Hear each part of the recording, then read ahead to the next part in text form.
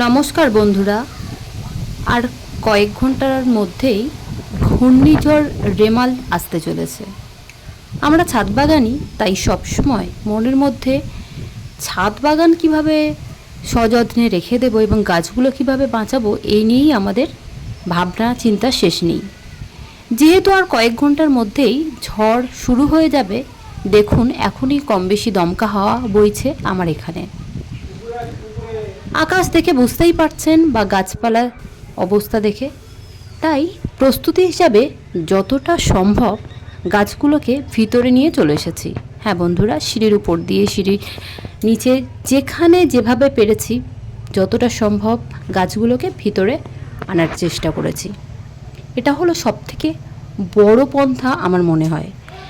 আমরা যদি এই সময়ে বেশ কিছু গাছ যেগুলো সম্ভব সেই সমস্ত গাছগুলো একটু ভিতরে রাখতে পারি, তাহলে আমাদের গাছগুলো কিন্তু ভীষণভাবে ভালো থাকবে। কারণ এই প্রচণ্ড ঝড়ে আমাদের গাছগুলো নষ্ট হয়ে যেতে পারে, ফলগুলো নষ্ট হয়ে যাবে, ফুলগুলো নষ্ট হয়ে যাবে। তাই গাছকে সযত্নে এনে রেখেছি এইখানে, যাতে আমার এই সমস্ত ফল ফুলের গাছগুলো একদম সুন্দর থাকে। কিন্তু বন্ধুরা, সমস্ত গাছ এইভাবে ঘরের মধ্যে বা ভিতরে রাখা সম্ভব না। সেক্ষেত্রে আমরা কি কি উপায় অবলম্বন করেছি সেগুলো আপনাদের সঙ্গে শেয়ার করছি। অবশ্যই ভিডিওটি শেষ পর্যন্ত দেখুন। ছোট্ট একটু ভিডিও, আপনাদের যদি অল্প সামান্য একটি কাজে লাগে এই ছোট্ট ছোট্ট টিপসগুলো, তাহলেও কিন্তু অনেকটা আপনাদের গাছগুলো নষ্ট না হওয়ার হাত থেকে বাঁচবে। অর্থাৎ আমার গাছগুলো আমি বাঁচিয়ে নেওয়ার এইভাবেই প্রত্যেকবার চেষ্টা করি। এই গাছটিকে দেখুন, একদম ছোট্ট একটা গাছ, প্রচুর পরিমাণে ফুল এসেছে। এই সময় যদি আমরা ঝড়ের মধ্যে রেখে দিই তাহলে ফুলগুলো পড়ে যেতে পারে। জানি না পরবর্তীকালে এই ছোট্ট গাছ থেকে ফল পাবো কি না, তাও চেষ্টা তো করতে হবে। এই শখের বাগান আর শখের গাছগুলো আমাদেরকে বাঁচিয়ে রাখার জন্য আমরা অনেক রকম পথ অবলম্বন করি। তারই একটি ছোট্ট প্রয়াস আপনাদের সামনে তুলে ধরছি। এই সমস্ত গাছগুলো নিয়ে চলে এসেছি। যে সমস্ত গাছগুলো পার্মানেন্ট টবে আছে, অর্থাৎ টবগুলো ভিতরে নিয়ে যাওয়া সম্ভব না, চেষ্টা করেছি গাছের বেশ কিছু পাতা কেটে দিতে আর গাছগুলোকে এইভাবে বেঁধে দিতে।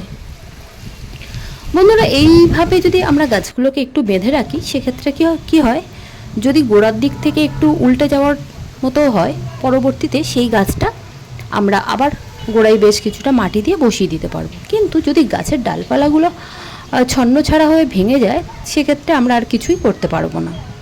তো যতটা সম্ভব সবজিগুলোকে তুলে নিয়েছি, গাছের পাতা বেশ কিছু ছাঁটাই করেছি এবং গাছগুলোকে একসঙ্গে বেঁধে দিয়েছি যতটা সম্ভব।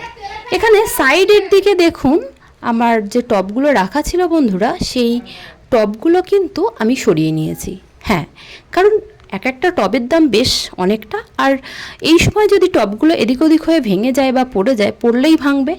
সেই জন্য টবগুলোকে সরিয়ে নিয়েছি। ছোট ছোট টবগুলো আমার এই বড় র্যাকের নিচে রেখে দিয়েছি। হ্যাঁ বন্ধুরা, এখানে আমার প্রচুর পরিমাণে টব ছিল, যতটা সম্ভব সরিয়ে নেওয়ার চেষ্টা করেছি। এখানে দেখুন, যে ভেন্ডি বা ঢ্যাঁড়স যে গাছগুলো আছে, এই গাছগুলোকে আমার সরানো সম্ভব হয়নি, তাই পাতাগুলোকে কেটে হালকা করে দিয়েছি। বেশ কিছু গাছ এক জায়গায় জড়ো করে রেখেছি। হ্যাঁ বন্ধুরা, অনেক সময় কি হয়, আলাদা আলাদা গাছগুলো থাকলে গাছগুলো এদিক ওদিক হতে থাকে।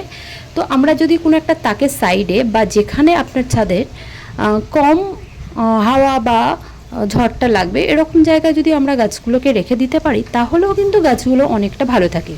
অবশেষে বলি, যে সমস্ত গাছগুলো একদমই সরানো সম্ভব না বা ভিতরে রাখা সম্ভব না, এইভাবে শুইয়ে দেওয়া, এটা কিন্তু একটা খুব সুন্দর একটা পদ্ধতি। যখনই ঝড় আসে তখনই আমি কি করি, বড় বড় টবগুলোকে শুইয়ে দিই। সেক্ষেত্রে আমার গাছগুলো কিন্তু অনেকটাই ভালো থাকে।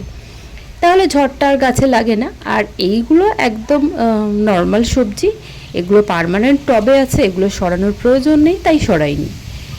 আর এখানে দেখুন গাছটা, এই যে বড় একটা গাছ আছে, বেশ কয়েকটা ফলও ধরে আছে, কিন্তু টবটা যেহেতু বড়, সরানো সম্ভব নয়, তাই বেঁধে দিয়েছি।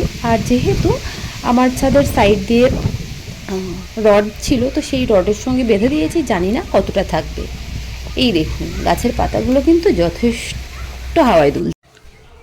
বন্ধুরা, ঝড় আসার আগেই বেশ কিছু গাছ সাইড দিয়ে ঝুলেছিল ডাঁটা শাক খাওয়ার জন্য, যেটা আমি আগেই আপনাদের কাছে দেখিয়েছিলাম। তো সেই গাছগুলোকে এই মুহূর্তে কেটে ছাদটাকে পরিষ্কার পরিচ্ছন্ন করে দিচ্ছি, যাতে এই গাছগুলো পরবর্তীতে নষ্ট না হয়ে যায়। তাই আগেভাগেই এই সমস্ত সবজিগুলো আমি সংগ্রহ করে রাখছি আমার বাড়িতে। আপনাদেরও যদি ছাদ বাগানে এই ধরনের কোনো সবজি গাছে সাইড দিয়ে থাকে, তাহলে অবশ্যই কিন্তু এই সময় সংরক্ষণ করতে পারেন। এই দেখুন কতটা ডাঁটা শাক হয়ে গেছে, তো এগুলো কেটে নিয়েছি। আর বিভিন্ন ধরনের যে গাছগুলো আছে, সংরক্ষণের সঙ্গে সঙ্গে আমরা কিন্তু বেশ কিছু বড় গাছ এইভাবে বেঁধে রাখতে পারি ডালগুলোকে। আর কি করব, এগুলোকে এক জায়গায় অবশ্যই কিন্তু জমা করে দেব। এছাড়া বন্ধুরা দেখুন, আমার ছাদ বাগানটা এখন নোংরা হয়ে আছে। এই মুহূর্তে বুঝতেই পারছেন ছাদের বিভিন্ন গাছ বিভিন্ন জায়গায় চলে যাচ্ছে। এটি আমার মিষ্টি করমচা গাছ, প্রচণ্ড পরিমাণে একটা বড় ঝাঁকড়া গাছ হয়ে গেছে। তো বন্ধুরা, এই গাছটা যখনই একটু দমকা হাওয়া হলেই পড়ে যায়, তাই ফলগুলোকে বাছাই করে রেখে দিয়ে বাকি সমস্ত ডালগুলোকে। তো বন্ধুরা, এই ছিল আজকে ছোট্ট একটি ভিডিও। আমি কিভাবে আমার ছাদ বাগানের গাছগুলোকে সংরক্ষণ করার চেষ্টা করেছি সেটি আপনাদের কাছে তুলে ধরলাম। বন্ধুরা, আপনারাও কে কার নিজের পদ্ধতিতে কোন পদ্ধতি অবলম্বন করে ছাদ বাগানের গাছগুলোকে সংরক্ষণ করছেন, অবশ্যই কিন্তু কমেন্ট করতে ভুলবেন না। দেখা হবে পরবর্তী কোনো ভিডিওতে। আজকের মতো সকলকে টাটা।